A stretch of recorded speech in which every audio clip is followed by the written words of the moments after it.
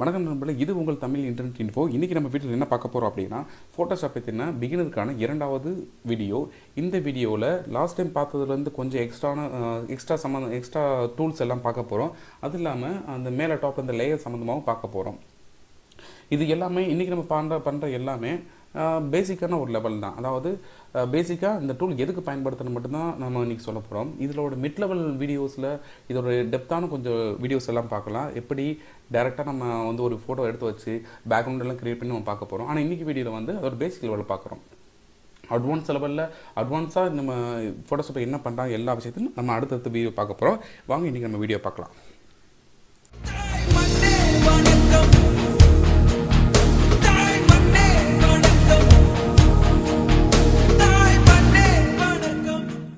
போன வீடியோவில் நம்ம என்ன பார்த்தோம் அப்படின்னா, ஃபைல், எடிட், இமேஜ் பார்த்தோம். அது இல்லாமல் இந்த ரவுண்ட் கட் பண்ணுற டூல், அடுத்து மூவ் டூல் பார்த்தோம், அடுத்து மேக்னெட்டிக் டூல், அடுத்து இந்த மாதிரி கட் பண்ணுற டூல் நான் பார்த்தோம், அடுத்து க்ராப் டூல் பார்த்தோம். அதுக்கடுத்து நம்ம இன்றைக்கி பார்க்க போகிறது என்ன அப்படின்னா, இந்த ஸ்லைஸ் டூல் பார்க்க போகிறோம், ஹீலிங் ப்ரஷ் பார்க்க போகிறோம்,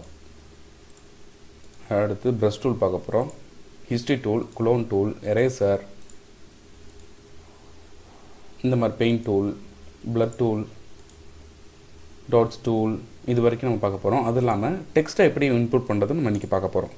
மேலே இங்கே லேயர் செட்டிங்ஸ் மட்டும் பார்க்க போகிறோம். இதில் நீங்கள் ஓரளவுக்கு நல்லா தெரிஞ்சிட்டிங்கன்னா லேயர் செட்டிங்ஸும் இதுவும் உங்களுக்கு கம்பேர் பண்ணி சொன்னோம் அப்படின்னா ஈஸியாக உங்களுக்கும் புரியும். சரிங்களா? இன்றைக்கி நம்ம வீடியோவில் இதை தான் பார்க்க போகிறோம். மற்ற விஷயம் உங்களுக்கு தெரிஞ்சுக்கணும். இப்படி இந்த போன வீடியோவில் நம்ம பார்த்த ஓப்பன், அடுத்து நியூ டாக்குமெண்ட் எப்படி ஓப்பன் பண்ணுறது, அடுத்து எடிட்ஸில் பேக்கில் எத்தனை பேக் ஸ்பேஸ் கொடுத்து நம்ம பின்னாடி போகலாம், அன்டூ கொடுத்து பின்னாடி போய்கிட்டே இருக்க முடியும் பார்த்தோம். அடுத்து இமேஜில் பார்த்தோம், இமேஜ் கலர்ஸ் எப்படி சேஞ்ச் பண்ணுறது எல்லாமே பார்த்தோம். இதெல்லாம் எப்படி பண்ணுறாங்கன்னு சொல்லிட்டு இன்றைக்கி நம்ம சுவாரஸ்யமான சில டூல்ஸை நம்ம பார்க்க போகிறோம். நம்ம நார்மலாக நம்ம வெளியில் நம்ம ஃபேஸ்புக்கில் பார்க்குறது இல்லை பொதுவாக வேறு இடத்துல பார்த்து இதெல்லாம் எப்படி பண்ணியிருப்பாங்க அப்படின்னு நினச்ச டூல்ஸ் எல்லாமே இன்றைக்கி நம்ம பார்க்க போகிறோம். ஃபஸ்ட்டு ஒரு இமேஜ் எடுத்துக்கிட்டேன். நான் ஏற்கனவே சொன்ன மாதிரி போன வீடியோவில் சொன்ன மாதிரி டூப்ளிகேட் இமேஜ் எடுத்துக்கிட்டிங்க அப்படின்னா உங்களோட ஒரிஜினல் ஃபைல் அஃபெக்ட் ஆகாது. டூப்ளிகேட் காப்பி இந்த பார்த்தீங்கன்னா காப்பின்னு வந்துருச்சு, அதை எடுத்துகிட்டேன். ஓகேங்களா? இந்த டூல் தான் நான் சொன்ன க்ளோன் டூல்னு சொல்கிறது. க்ளோன் டூல்னால் இது க்ளோன் டூல். இந்த டூல் எப்படி பண்ணுறோம் அப்படின்னு சொல்லிட்டு பார்க்கலாம். க்ளோன் டூல் கிளிக் பண்ணிட்டீங்கன்னா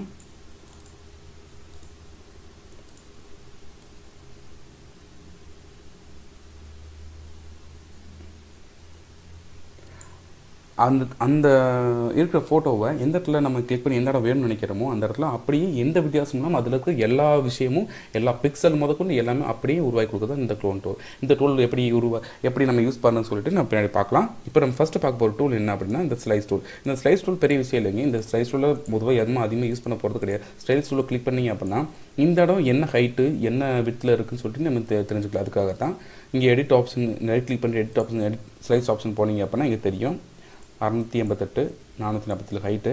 இது ஒய் எந்த இடத்துல இருக்குது, எக்ஸ் எந்த இடத்துல இருக்குன்னு வரும். ஸோ பிரச்சனை இல்லை, நம்ம அடுத்ததை பார்க்கலாம். ஸ்லைஸ் டூல்லேருந்து வெளியில் வரணும், டெலிட் ஸ்லைஸ் கொடுத்துட்டு இந்த இது நான் ஃபஸ்ட் வந்து ஆரம்பிக்கலாம். கண்ட்ரோல் கொடுத்து நான் பின்னாடி வந்துட்டேன். இப்போது இந்த இடம் எனக்கு வேணும்னு நினைக்கிறேன். இந்த இடத்த நான் கட் பண்ணி எடுக்கணும். நல்லா தான். இந்த டூலுக்கும் இன்னொரு டூலுக்கும் நிறைய வித்தியாசம் இருக்குது, ஆனால் ஒரே மாதிரி நினைக்கிறேன். இப்போ நான் க்ளோன் டூல் எடுத்து காட்டினதுக்கும் இதுவும் ஒரே வேலை தான் பண்ணும், ஆனால் நிறைய வித்தியாசம் இருக்குது. நல்லா பார்த்தீங்கன்னா இது அதோட ஒரிஜினல் இடம், இது அதோட க்ளோன் பண்ண இடம்னு கூட வச்சுக்கலாம். அப்படி கூட வச்சுக்கோங்க. வச்சுட்டிங்க அப்படின்னா இதில் எவ்வளோ கலர் டிஃப்ரென்ஸ் இருக்குன்னு பாருங்கள். இது ஒரிஜினல், இது கலர் டிஃப்ரென்ஸ் நிறையா வரும்.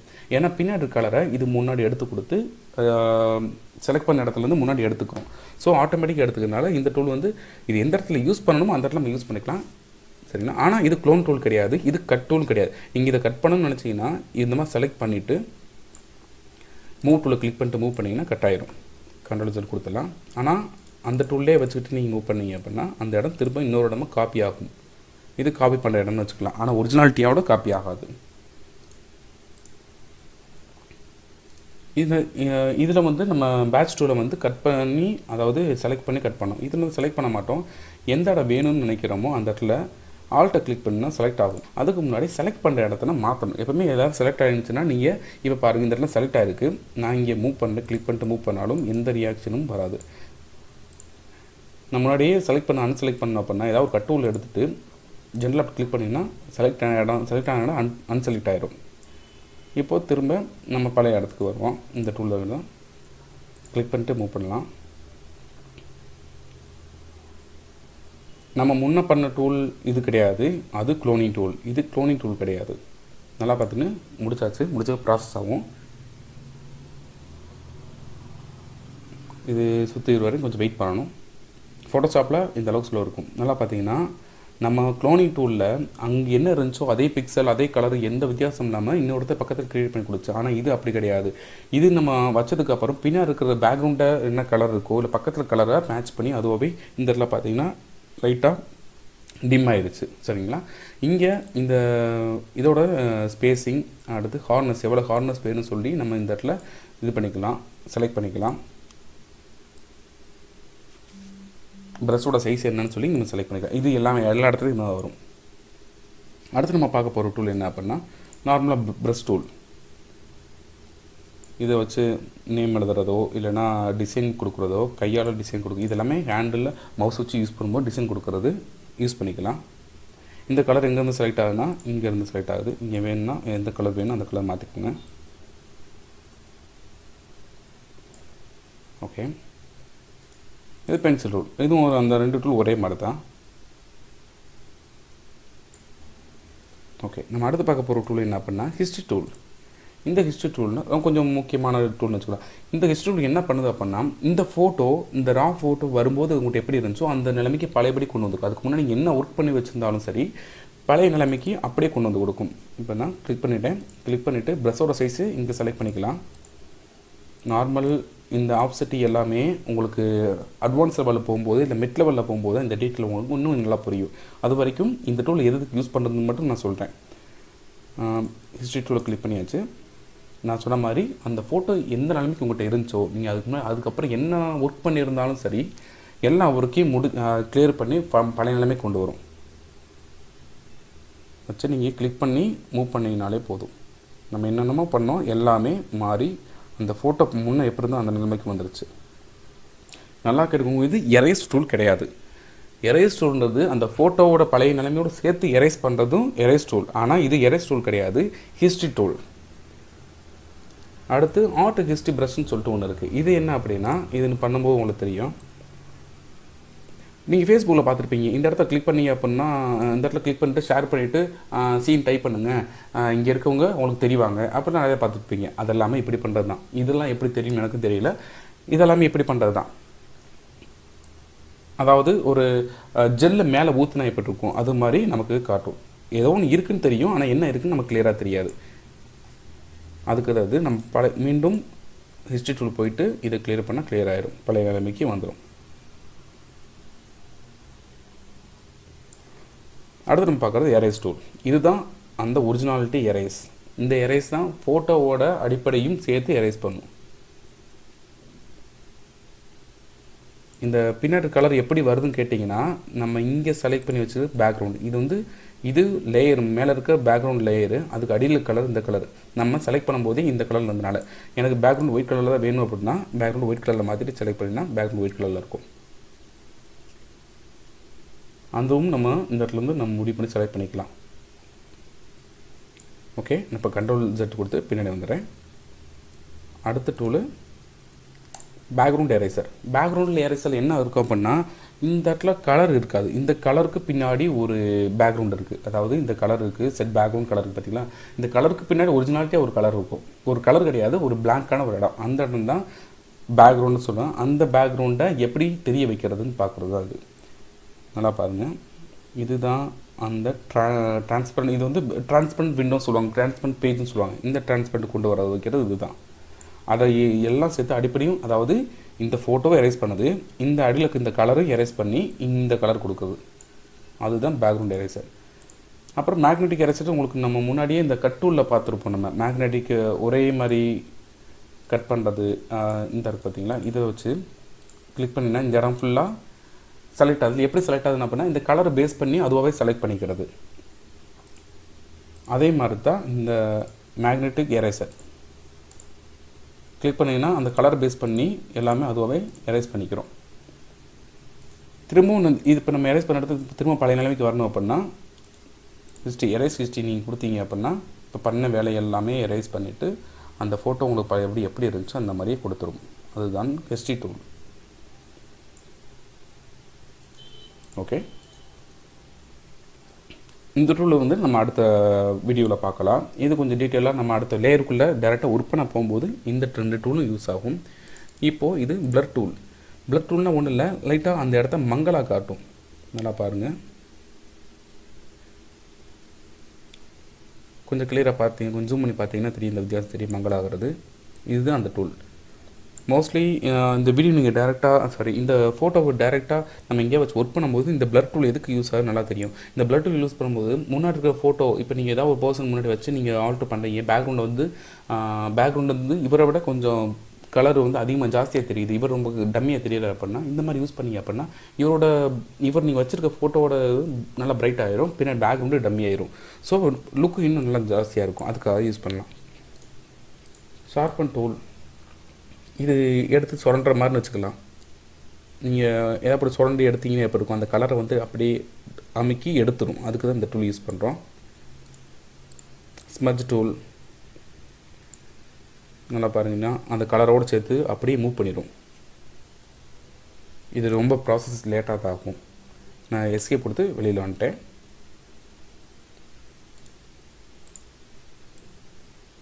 இந்த டூல் பார்த்தீங்கன்னா அந்த கலரை சேஞ்ச் பண்ணும். பர்ன் டூல் இந்த டூலு நார்மலாக இருக்கிறத விட கொஞ்சம் டார்க் ஆகும், கொஞ்சம் திக்காக மாற்றும். ப்ரஷஸ் பெருசு பண்ணி வச்சுக்கோங்க, காட்டுறேன் நல்லா பாருங்கள். இன்னும் கொஞ்சம் டார்க் ஆட் பண்ணும் இதில். ஸ்மார்ட் டூல் இது பிளாக் அண்ட் ஒயிட்டாக கலரை அந்த ஒரிஜினாலிட்டிலேருந்து பிளாக் அண்ட் ஒயிட்டாக மாற்றுறது.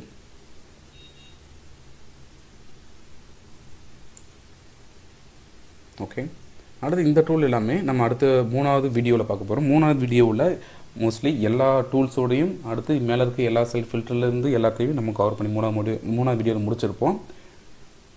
ஏன்னா இன்றைக்கி நம்ம பார்க்க போது லேயர் பார்க்குறோம். லேயர் கொஞ்சம் ரொம்ப இம்பார்ட்டன்ட். லேயருக்கு முன்னாடி டெக்ஸ்ட்டு எப்படி டைப் பண்ணுறது அப்படின்னு சொல்லிட்டு பார்க்குறோம். இப்போது இங்கே ஏதாவது ஒரு டெக்ஸ்ட் டைப் பண்ணலாம். இதுக்கும் அந்த லேயரில் போய் பண்ண போகிற வேலைக்கும் சம்மந்தம் இருக்குது, அதனால கடைசி இதை நம்ம பார்க்குறோம்.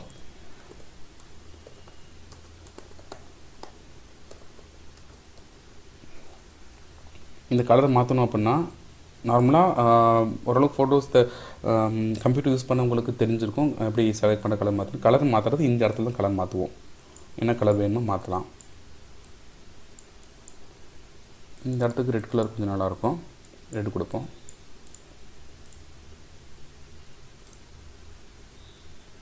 நான் மூவ் டூல் திரும்ப கிளிக் பண்ணிட்டோம் அப்படின்னா அந்த கர்சர் இருந்த இடம் காண போயிடும். மூவ் பண்ணிக்கலாம், எங்கே வேணால் மூவ் பண்ணிக்கலாம். Ctrl+T கொடுத்தீங்க அப்படின்னா நீங்கள் என்ன மாதிரி வேணாலும் மாற்றிக்கலாம். எவ்வளோ சைஸ் வேணாலும் பெருசாக மாற்றிக்கலாம். இந்த மாதிரி இது அந்த இடத்துக்கு ஏற்ற மாதிரி நம்ம பிளான் பண்ணிக்கிடுவோம். இப்போ நம்ம பார்க்க போகிறது லேயர்ஸ். இதை வச்சு தான் நம்ம லேயரை பார்க்க போகிறோம். இதிலேயே இந்த செலக்ட் பண்ணுற டூல் இது டெக்ஸ்ட் டூலையே வெர்டிகலாக டைப் பண்ணுறது இருக்குது. இங்கே இந்த மாதிரி இன்னும் 3 ஆப்ஷன் இருக்குது. இதை பற்றி நம்ம அடுத்த வீடியோவில் பார்ப்போம். இப்போ நம்ம முக்கியமாக பார்க்க வேண்டியது லேயருக்கு போயிட்டு சில லேயர் ஸ்டைலில் போனீங்க அப்படின்னா இந்த மாதிரி ஆப்ஷன் இருக்கும். இதில் ஏதாவது ஃபஸ்ட்டு கிளிக் பண்ணிக்கோங்க. கிளிக் பண்ணிட்டீங்கன்னா இந்த மாதிரி ஒரு பேஜ் ஓப்பன் ஆகும். எப்போவுமே ஃபோட்டோஷாப்பில் ஒர்க் பண்ணும்போது பக்கத்தில் நம்ம என்னதை மாற்ற போகிறோம், என்ன மாதிரி ஸ்டைலில் மாற்ற போகிறோமோ அது நமக்கு தெரிகிற மாதிரி வச்சுக்கணும். அப்போ தான் நம்ம இங்கே என்ன ஒர்க் பண்ணாலும் பக்கத்தில் நம்ம பார்த்து முடிச்சோம் நம்ம பண்ணுறது கரெக்டாக இல்லையான்னு சொல்லி தெரியும். ஃபஸ்ட்டு பண்ண போகிறது ட்ராப் ஷேடோவில் இது எப்போ நார்மலில் வச்சுக்கோங்க. அது அந்த இடத்துக்கு ஏற்ற மாதிரி மாறும். ஃபஸ்ட்டு நம்ம தெரிஞ்சுக்கணும்னா நார்மலில் வச்சுக்கிடுவோம். இங்கே கலர் ஒயிட் வைக்கலாம். ஒயிட் வச்சுட்டோம். ஆப்சிட்டி 90% எப்போ வச்சுக்கோங்க. இது டிஸ்டன்ஸு ஸ்ப்ரெட்டு. நல்லா பார்த்தீங்கன்னா இங்கே நான் பண்ணும்போதும் இந்த இடத்துல இந்த லெட்டர் என்னென்ன ஸ்டைலில் மாறுதுன்னு சொல்லிட்டு கொஞ்சம் நல்லா தெளிவாக பாருங்கள்.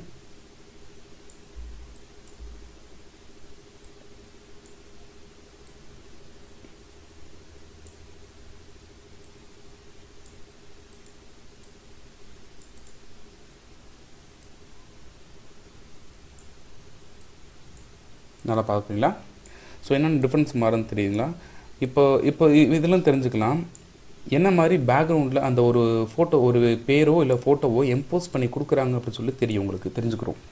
இப்படி தான் இம்போஸ் பண்ணுறாங்க. அதாவது நம்ம வச்சுருக்க பேரை எப்பவுமே நம்ம பண்ணுற போஸ்டர்ஸோ நம்ம பண்ணுற எந்த ஒரு போஸ்டர் ரெடி பண்ணுறோம் இல்லை ஃபோட்டோஸ் ரெடி பண்ணுறோம் அப்படின்னா நல்லா இம்போஸ் பண்ணி தெரியணும், பார்த்தோன்னா அட்ராக்ஷனாக இருக்கணும். அது இந்த மாதிரி சில விஷயம். அதுவும் இல்லாமல் இப்போது நீங்கள் பேனர் ஒன்று ரெடி பண்ணி உங்கள் கடைக்கோ ஏதோ ஒரு பிஸ்னஸ்க்காக பேனர் ரெடி பண்ணுறீங்க அப்படின்னா அந்த பேனர் பிஸ்னஸ் நேம் வந்து ரொம்ப கிளியராக தெரியணும்னு நினைப்போம்.